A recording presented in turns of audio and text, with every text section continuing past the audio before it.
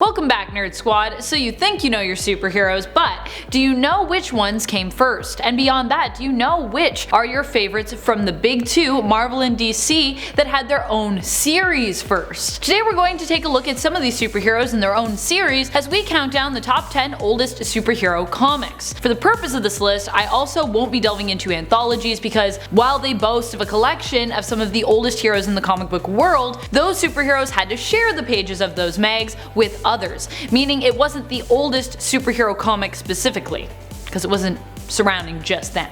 More the oldest anthology of superheroes comic. See if you can guess which supers were the first to become so great that they outgrew their anthology origins and demanded their own serial, often self-titled series. Let me know your guesses and your reactions in the comments below, and be sure to let me know if any of these shocked you. Alright, let's get counting. Number 10. Hero for Hire / Power Man. That's right, while Black Panther was one of the first superheroes of color to appear in comics, Luke Cage's Power Man would actually beat him when it came to having his own comic series. This series was originally titled Hero for Hire, but the name would later be changed starting with issue 17 to Power Man. The first issue of Hero for Hire came out in June of 1971, and Black Panther wouldn't get his own series until 1977. I know, strange, right? The name for Luke Cage's series would change one more time starting with issue number 50, becoming Power Man and Iron Fist. That name would stick with the series from issue 86 till its end in issue number 125.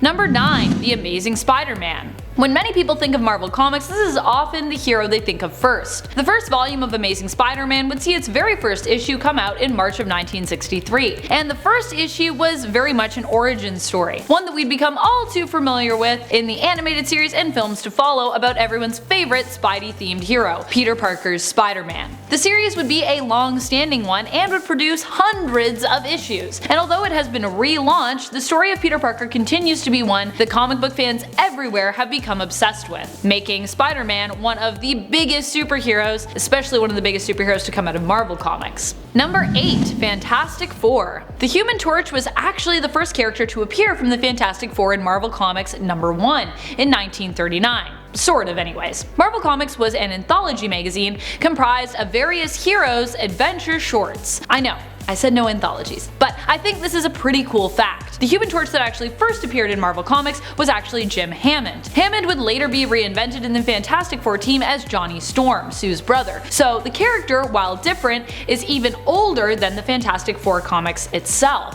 which is still pretty old, although granted that Human Torch wasn't obviously the same as the Human Torch that we have now. The Fantastic Four series started in 1961 with issue 1, which like Spider-Man's start was also an origin story. Watch out for those cosmic rays, or maybe don't if you want superpowers. Number 7. The Flash. Starting us off with Barry Allen's Flash, this series had hundreds of issues as well, though not quite as many as the Amazing Spider-Man series. It all started in March of 1959 with issue 105. While that might seem like an odd number to start on, it was because the series was picked up by DC Comics after All American Publications cancelled its predecessor, a series known as Flash Comics, which featured predominantly the adventures of the Flash and Hawkman. DC Comics actually was kind of once All American Publications. DC was the phoenix that rose out of the ashes of a few different comic book publishers who came together to create DC, of which All American was one. And then later, that original Flash 2 from Flash Comics, Jay Garrick, would also become part of our continuity. Fun fact. Jay Garrick was one of the few Flashes that actually got to retire, post to die, or go back into the Speed Force, or any of that fun stuff. Number 6. Wonder Woman. Wonder Woman would get her own series in 1942, shortly after her appearance in All-Star Comics issue number 8. The first issue even introduced a female associate editor of the magazine, Alice Marble. Marble was known as an acclaimed tennis player. While her time on the DC staff editorial board was brief, she was also a self-proclaimed fan of Wonder Woman, who was responsible during her time with DC for the Wonder Woman of History feature in the comic, which retold the stories of real-life famous historical women. Wonder Woman's first story involved her saving Steve Trevor, and introduced us to the world of the Amazons. Apparently, Amazons liked riding kangaroos around originally. Did you know that? At least they look like kangaroos, I don't know. Giant kangaroos, we ride them in combat. I wonder when horses became a thing in these comics. I need to read more old Wonder Woman, because because it seems like a time. Number 5. Green Lantern. This comic was originally published by National Periodical Publications, who, as we know now, would later become one of the companies that would amalgamate into DC Comics. The series would run for 38 issues and would introduce the first Green Lantern, Alan Scott. One of my favorites to bring up because I get to talk about his weakness to wood. In this first issue, we would discover how Alan got his powers from both the Green Lantern ring and an actual Green Lantern, which was created by an old Chinese lamp maker from molten green space metal that had crashed to Earth via meteor. This original series really put the lantern in Green Lantern. It's not even a funny joke, it's just really bad. You're welcome. Number 4. Captain Marvel Adventures. Captain Marvel Adventures was the spin-off from Whiz Comics, an anthology series that featured the ever-popular Captain Marvel. Captain Marvel Adventures was the original series for the hero, produced by Fawcett Publications. Alright, let's get into the craziness of Fawcett, here we go. Fawcett would end up cancelling the series and all other superhero series eventually as a result of the lawsuit filed against them in regards to Captain Marvel's similarity to Superman, who had belonged to National Periodical Publications at the time the lawsuit was filed in the 1940s. Still, Captain Marvel Adventures would go on to have 150 issues before it was cancelled in the 1950s. National Periodical Publication would later evolve and merge into the famous comic book publisher that we know today as DC Comics. And as Fawcett was closing up shop, DC would end up picking up the rights for Captain Marvel, aka Billy Batson,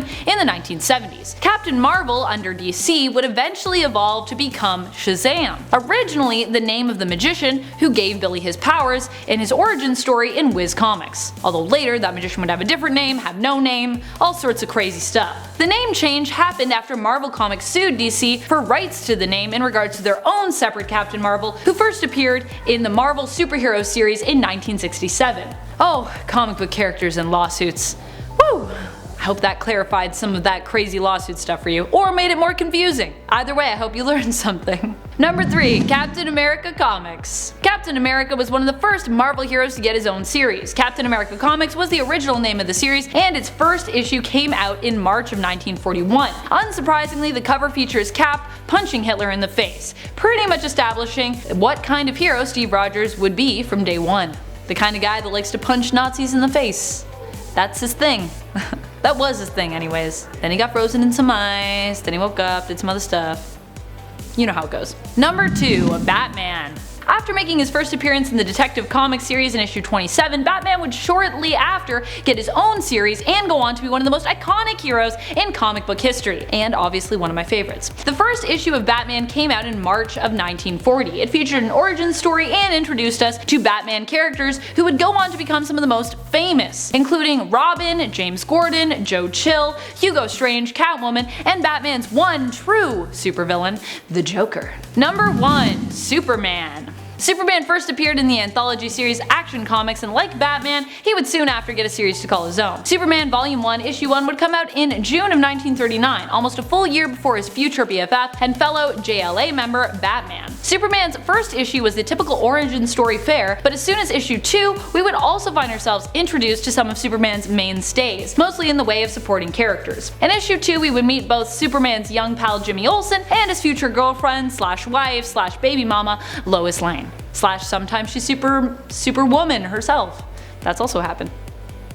Oh, Lois Lane. She's a pretty cool lady. Thank you so much for watching, Nerd Squad. I hope you enjoyed and learned some comic book history today. If you want to learn more about certain types of comic series or eras of comics, be sure to let us know in the comments. What was your first comic book? What older series do you always tend to come back to? For me, I always love returning to the world of X-Men. It's just one of my favorites, one of my first loves, but I do feel like I also need to read more old school Wonder Woman after doing some research for this list, because I'm gonna say I read a little bit of it and it seems awesome and weird. So maybe that'll become more of a mainstay in the future for me. Till next time, this has been Top 10 Nerd, and I'm your host Amanda McKnight. You stay nerdy, YouTube. That name would stick with the series. That name would stick with the series until one that we'd become all too familiar with in the animated series and films to follow about, which featured predominantly the adventures of DC Comics actually was kind of once. DC Comics was actually. This series was the original for the hero, produced by Fawcett Publications. Fawcett would end up canceling. Till next time, this has been Top 10 Nerd, and I'm your host. I'm your Amanda McKnight. Till next time, this has been Top 10.